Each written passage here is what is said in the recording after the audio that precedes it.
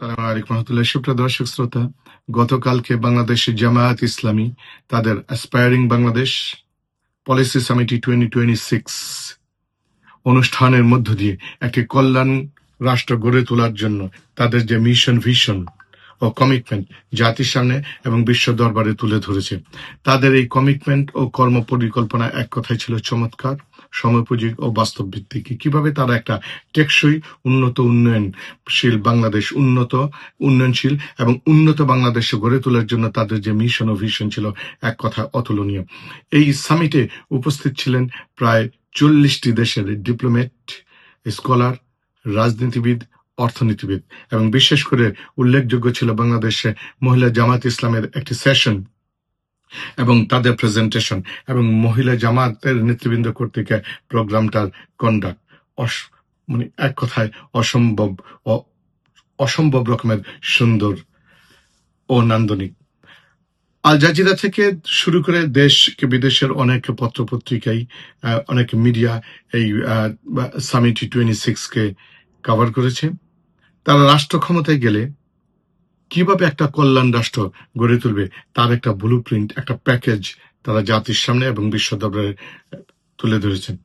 এবং তাদের এই পরিকল্পনায় শিশু থেকে শুরু করে তরুণ, যুবক, অবাল, বৃদ্ধা, বনিতা, কৃষক, মজুর থেকে শুরু করে বেকার থেকে শুরু করে সকলকে একটা কমপ্লিট প্যাকেজের মধ্যে তারা নিয়ে এসেছে এবং তারা জাতির সামনে একটা কমিটমেন্ট দিয়েছে এবং শুধু কমিটমেন্ট না, একটা বাস্তব চিত্রকে তুলে ধরেছে তারা আসলে কিভাবে একটি কল্যাণ রাষ্ট্র গড়ে তুলবে।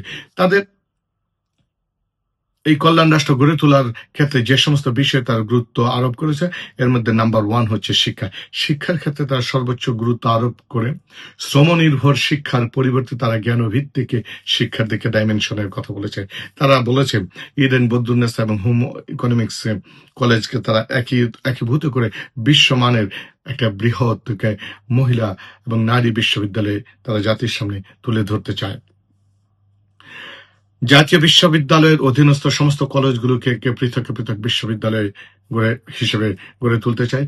গ্রাজুয়েশন শেষে অর্থাৎ চাকরি পাওয়ার আগ পর্যন্ত 5 লক্ষ গ্রাজুয়েটকে তারা 2 বছর মেয়াদে মাসিক 10,000 টাকা সুদ মুক্ত ঋণ অর্থাৎ কর্জে হাসানা তারা প্রদান করতে চায় এবং মেধা ও প্রয়োজনের ভিত্তিতে 1 লক্ষ শিক্ষার্থীকে তারা মাসিক 10,000 টাকা সুদমুক্ত ঋণ প্রদান করতে চায়। প্রতি বছর তারা পৃথিবীর বিভিন্ন বিশ্বসেরা বিশ্ববিদ্যালয়গুলোতে পড়াশোনার জন্য 100 শিক্ষার্থীকে সুদমুক্ত ঋণ তারা প্রদান করা যায়। এর ফলে যাদের শুধু স্বপ্ন রয়েছে বিশ্বের নামি দামি বিশ্ববিদ্যালয় like Oxford college, Oxford, Cambridge, Harvard, Imperial, Kings কলেজের মতো কলেজে পড়ার যে স্বপ্ন, তারা হয়তো এই স্বপ্ন সফলতা সুফল পাবে জামাত ইসলামের এই কর্মসূচির মধ্য দিয়ে। আগামীর একটা বসবাসযোগ্য ও কল্যাণকর রাষ্ট্র গড়ে তোলার জন্য জ্ঞানভিত্তিক অর্থনীতির কোনো বিকল্প নেই। এরপরেই তারা যেটাকে সর্বোচ্চ গুরুত্ব আরোপ প্রদান করেছেন তা হচ্ছে আইসিটি এবং ভিশন 2040। বর্তমান বিশ্বে টিকে থাকতে হলে আইসিটি ডেভেলপমেন্টের কোনো বিকল্প নেই। বিশ্ব ইতিমধ্যে এআই এর যুগে প্রবেশ করেছে। বাংলাদেশের প্রচুর শিক্ষিত তরুণ যুবক এই ফিল্ডকে কেরিয়ার হিসেবে তারা গ্রহণ করেছে। তাদের কথাকে লক্ষ্য রেখেই বাংলাদেশের জামায়াত ইসলামী আইসিটি সেক্টরে ভিশন 2040 ঘোষণা করেছে। এরই মাধ্যমে এই ভিশন 2040 মাধ্যমে তারা আগামী 5 বছরে 2030 সালের মধ্যে 2 মিলিয়ন আইসিটি জব ও প্লেসমেন্ট তারা তৈরি করবে। জব প্লেসমেন্ট তৈরি করবে। জব প্লেসমেন্ট এই কনসেপ্টটা বাংলাদেশে অনেকটা নতুন হলে বহির্বিশ্বে এটা খুবই প্রচলিত। এই জব প্লেসমেন্টের মাধ্যমে জবের একটা সুন্দর ট্রেনিং স্কিল গ্রহণ করে তারা মূল জব বা পরবর্তীতে জব সেক্টরে তারা প্রবেশ করেন। 1.5 মিলিয়ন তার ফ্রিল্যান্সার তৈরি করবে। তারা ডিজিটাল রপ্তানির জন্য সোশ্যাল ন্যাশনাল পেমেন্ট গেটওয়ে স্থাপন করতে চাচ্ছে। দেখেন, ফ্রিল্যান্সার অলরেডি বাংলাদেশে এই কনসেপ্টটা চালু রয়েছে এবং তারা প্রচুর যুবক ফ্রিল্যান্সার হিসেবে আইটিতে, সোশ্যাল মিডিয়াতে, ইউটিউব চ্যানেল থেকে শুরু করে এগুলোতে কাজ করতে চাচ্ছে। এখন আপনি যদি তাদেরকে একটা ট্রেনিং দিয়ে মার্কেটে ছেড়ে দেওয়া হয় তাহলে এই যে ফ্রিল্যান্সাররা দেশের বেকার যুবক না হয়ে একটা সম্পদে পরিণত হবে। আইসিটি থেকে 5 মিলিয়ন মার্কিন ডলার রপ্তানি আয় এবং তারা $1.5 বিলিয়ন ডলার ব্যয় সাশ্রয় করার চিন্তা তাদের মধ্যে রয়েছে। তরুণদের জন্য একটা চমৎকার প্ল্যান তারা নিয়েছে। শুধুমাত্র চাকরির পিছনে না দৌড়িয়ে, চাকরিজীবী না হয়ে, বরং তাদেরকে উদ্যোক্তা তৈরি করার জন্য জামাত ইসলাম একটা সময়োপযোগী পরিকল্পনা হাতে নিয়েছে। স্বল্প শিক্ষিত যুবকদের জন্য উপযোগী স্কিল ডেভেলপমেন্টের প্রোগ্রাম চালু করার কথা বলেছে। নারী, তরুণ, অবহেলিত জনগোষ্ঠী থেকে 5 লক্ষ উদ্যোক্তা তৈরির কথা তারা বলেছে।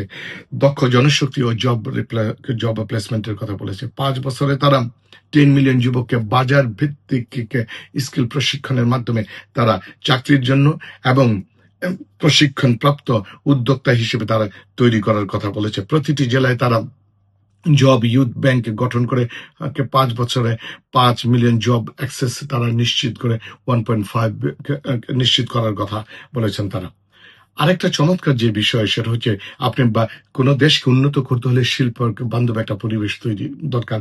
3 নম্বরে তারা শিল্প বান্ধব পরিবেশ তৈরির কথা বলেছে। তারা আগামী 3 বছরে সব ধরনের শিল্প কারখানা থেকে শিল্পের গ্যাস, বিদ্যুৎ ও পানি চার্জ তারা বৃদ্ধি করবে না এবং বন্ধ কলকারখানাগুলোকে পাবলিক এবং প্রাইভেট পার্টনারশিপে চালু করে 10% শ্রমিকদের মধ্যে মালিকানা দিয়ে দেওয়ার একটা চমৎকার ঘোষণা তারা দিয়েছে। আমরা একটা শ্রমিক যখন ফিল করবে আমি একটা প্রতিষ্ঠানের মালিক, তখন ওই প্রতিষ্ঠানের উন্নতির জন্য, অগ্রগতির জন্য, প্রফিট মার্জিন বৃদ্ধির জন্য এবং ওই প্রতিষ্ঠানকে টিকে রাখার জন্য যা করা দরকার ততটাই সে নিবেদিত হবে এবং মন, প্রাণ, শ্রম উজাড় করে এর জন্য কাজ করে যাবে। তারা ট্যাক্স এবং ভ্যাটকে ধীরে ধীরে 10%, 19%-এর পরিবর্তে 10%-এ তারা রিডিউস করে নিয়ে আসার কথা বলেছেন। ব্যবসাকে সহজীকরণের পলিসি তারা হাতে নিয়েছে এবং কৃষকদের জন্য যে সুদবিহীন ঋণের কথা বলেছে।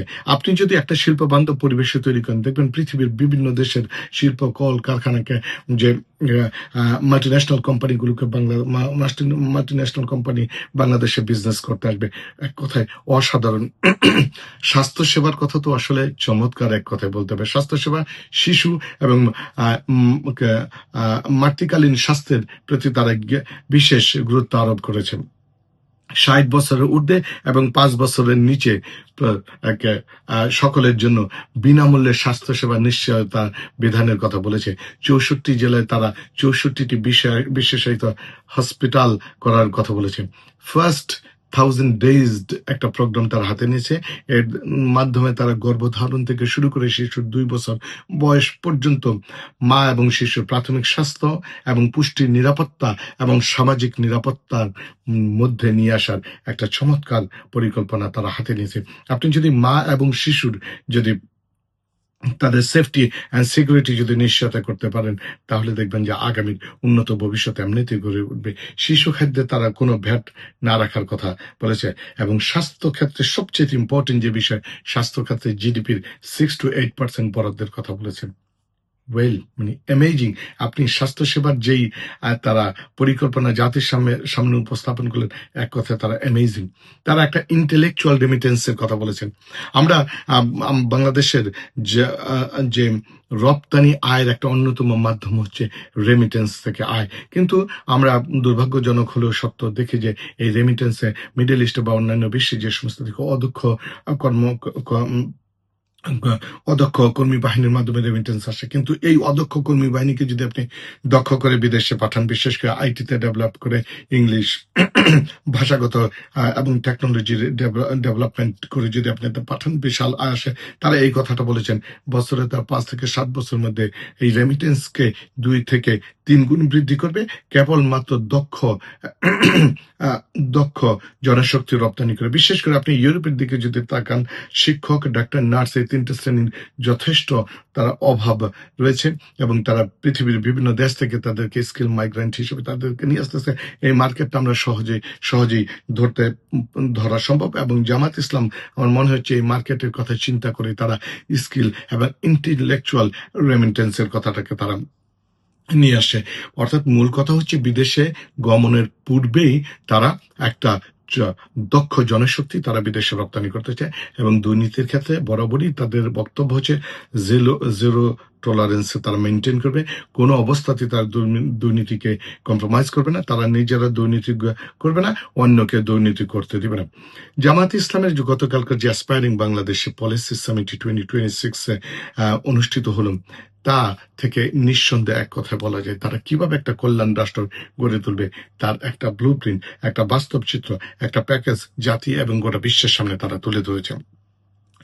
তবে মনে রাখতে হবে যে আমাদেরকে আগামী যে রাজনীতি হবে, পলিসি বেসড রাজনীতি, মাসল পাওয়ারের রাজনীতি ইজ ওভার নাও। শুধু মুখে মিথ্যা ফুলঝুরির রাজনীতি আর চলবে না।